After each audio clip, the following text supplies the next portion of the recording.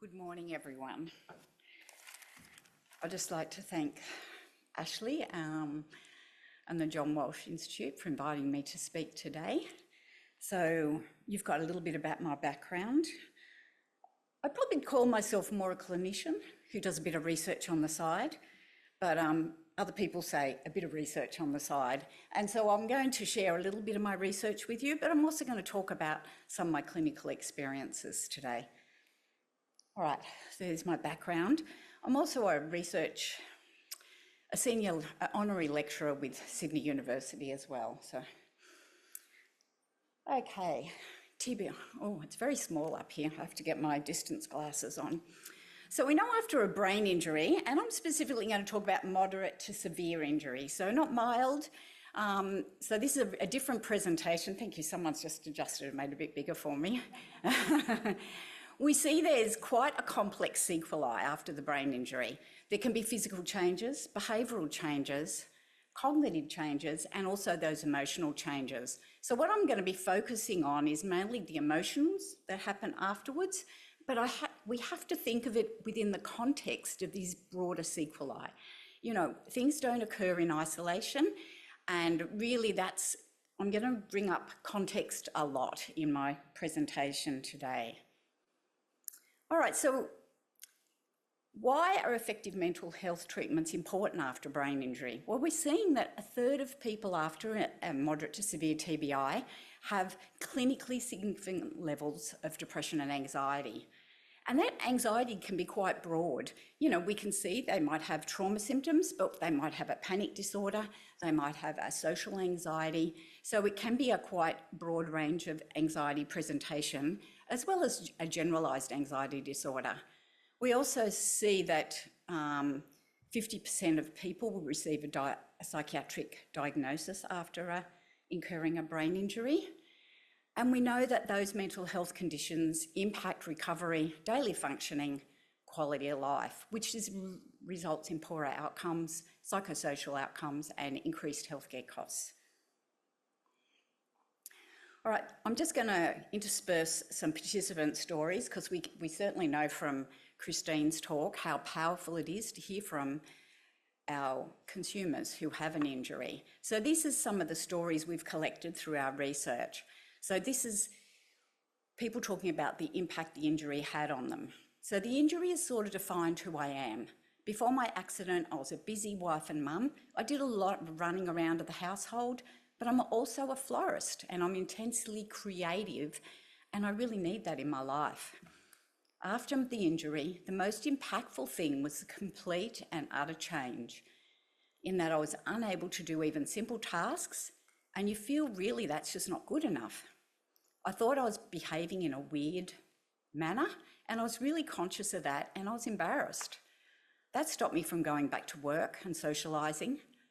I was waiting to feel like myself again, and it just didn't happen. My inner voice was one of panic for a very long time. So we're seeing themes in there already of anxiety, from social anxiety, from panic, from adjustment, identity issues. And so then the next person, these names have been changed, I will say. My brain injury hindered my abilities and my short-term memory has been affected. There has been an awful lot of things that have changed. I tried really hard only to realise I wasn't the same person as before. So we're starting to see this theme of identity coming through. There was a lot of self-doubt about every part of my existence. And again, anxiety, self-doubt, concern.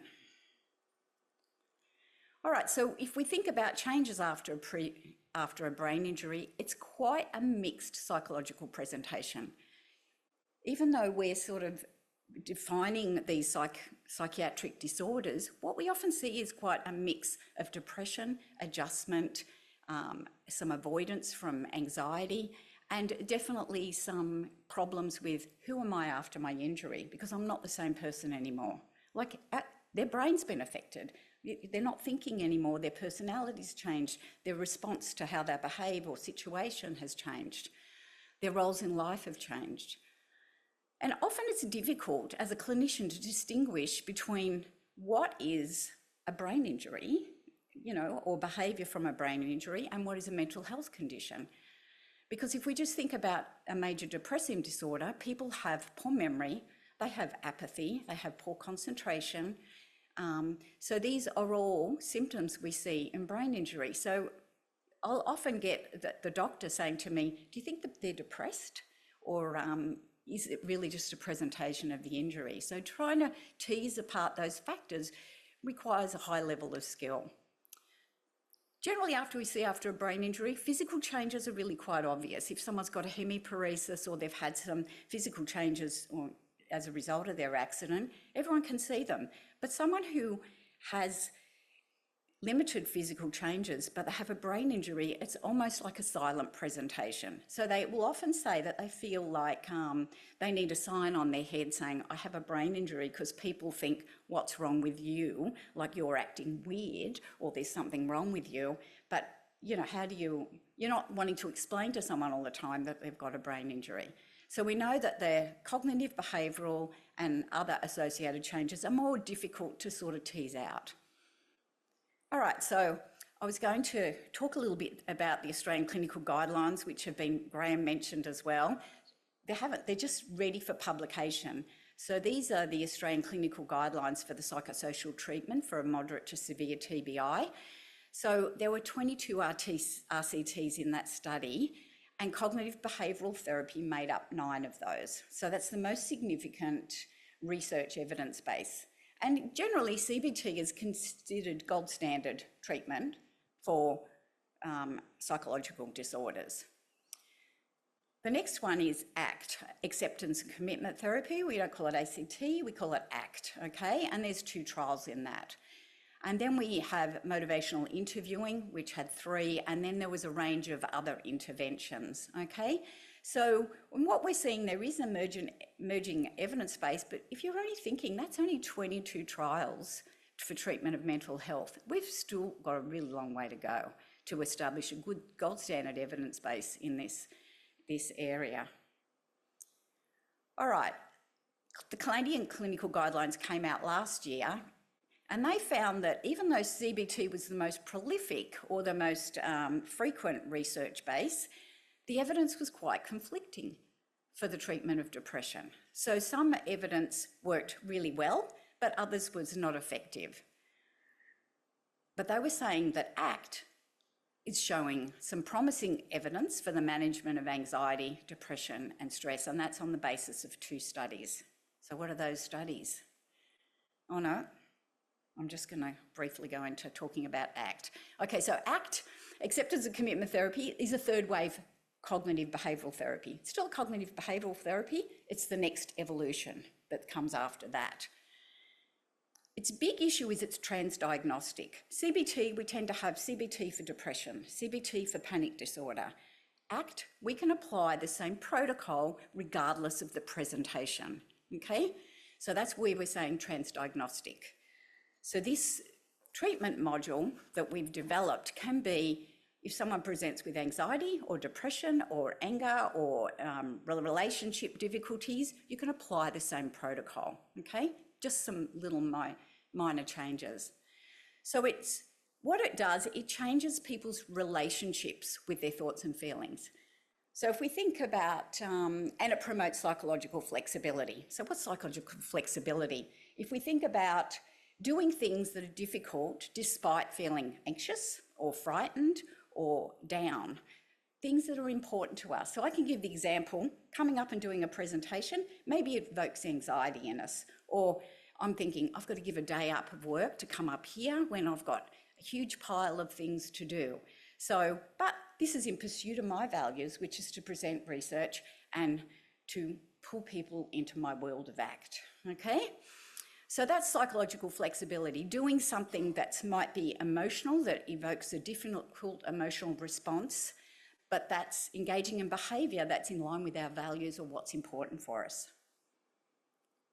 Okay, so as I said, the goal of ACT, this is our model of ACT, is psychological flexibility in the middle, and we have like 6 components. So as a clinician, we don't have to sort of go through this in a systematic way. We can dance, as they call it, around what's called the hexaflex. You might introduce an idea of values, you might be working on mindfulness. And so what we're doing is using these components to structure our therapy and move people towards engagement and committed action. So current reviews specifically on ACT and brain injury are indicating it's promising, and then it's showing positive efficacy, but the research is still only preliminary. 2 RCTs, oh goodness me. All right, so these are the 2 RCTs. So they're up there, and I think you've got a copy for the slides. We can move into it. So one was a sample in Australia, 19, which I did for my PhD, and then there's a larger study from US, which is a military sample, but included mild TBI. All right, so the ACT on adjusting after the brain injury is the work, and I have to acknowledge iCare, who funded the development of the resources and the latest clinical trial we've done. So it's a structured therapy program, 9 sessions, so it tags onto the Medicare 10 structured session with an initial assessment and then 9 sessions of therapy.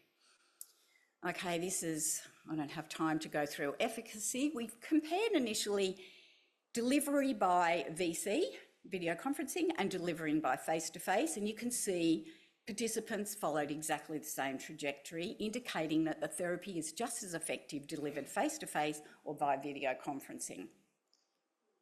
All right, and now we're looking at the outcomes. So the first one is psychological distress. It's a total score on the DAS-21. So the top line is the treatment as usual group, and the blue line is the active ACT treatment group. So we can see there's a significant reduction pre to post, and those gains were maintained post-treatment 3 months, okay? This is currently being written up at the moment, this research. So, and we see the same outcome for experiential avoidance or psychological flexibility. All right, secondary outcomes, not as messy. All right, so just quickly, participants' interpretation of going through the trial. So since finishing, I went climbing for the first time at the Blue Mountains. That was amazing. The biggest thing that stuck out for me was not letting negative emotions and thoughts overwhelm me. Take them as they come and don't dwell on them, okay?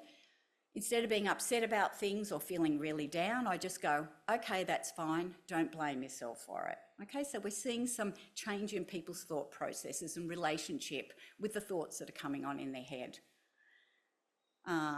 The program helped me understand that the injury just wasn't about me, it affects other people around me. So he's talking, it moved into that relationship space. It's exactly the same program. We can see it's addressing thoughts and feelings, emotions and anxiety, and also relationships.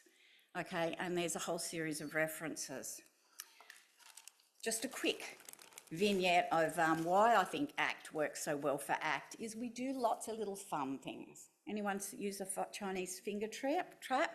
Okay, we put our finger in here.